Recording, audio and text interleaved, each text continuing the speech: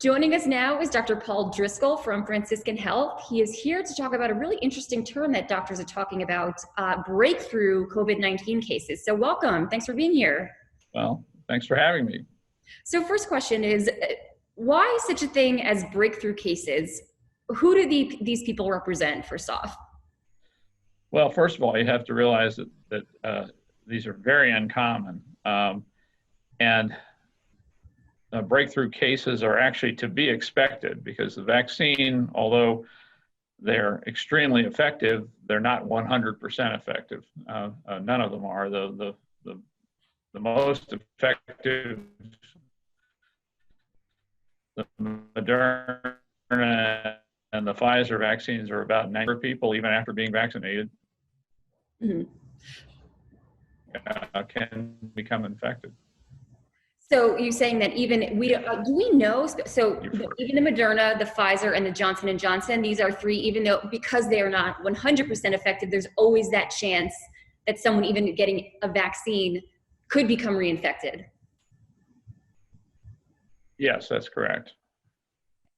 And then do we know, I mean, the number of cases is low, but I know that also, well, let's say, right, it's not these vaccines aren't 100% effective. They're very high. However, I'm wondering if there's a certain population, people with lower immunity that don't have these T cells, antibodies to, high enough levels to begin with, maybe not have sort of a more robust response. Other vulnerable populations. Anyone that you could think of that this might affect more than other people? Well, right now there are too few cases of breakthrough to really know that. One would suspect that it could be people who might have been immunosuppressed for whatever other reason, not have as good of an immune response, but there just haven't been enough cases of this to really be able to parse out any specific reason why breakthrough occurs. I'm sorry, I lost you just for a second. Could you say that again? Why? Okay. You don't know, but like people with lower immune systems, you were saying? And can we give some examples of people who might have lower immune systems? Sure. Yes, there's certainly a possibility that someone who has an impaired immune system, someone who perhaps is undergoing cancer chemotherapy or may have an immune system disorder, might not mount as good an antibody response to the vaccine. But they said there haven't been enough cases to really tell this up to this point. And I'm wondering if it's not that common, and we probably don't even know, there's not enough cases, we probably don't even know yet if a specific vaccine, they're saying across the board that people are like, which one's more effective? Well, essentially the message is they're all the same without being the same. I don't know, what are your thoughts on that? Well, the studies that we really have looking at breakthrough are pretty much based on the Pfizer and Moderna vaccines because the Johnson & Johnson hasn't been out that long.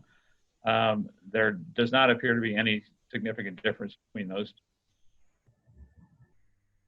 And I'm thinking that infection occurs, from what I read, the latest statistics that I read is that after vaccination, between 1 and 14 days is the most after the last dose or the first dose, whatever vaccine that you're getting, 1 to 14 days afterwards is the most, is that time where you can get reinfected. And I'm wondering if there should be more messages that people, it's not, you really need to take precaution, you could still get infected. Maybe another reason or another sort of population that might not be following maybe masking or social distancing. What are your thoughts on that?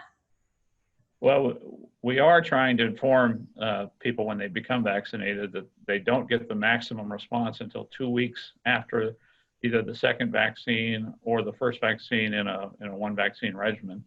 And that is very true. Once you get past 14 days, the numbers of reinfections are extremely low.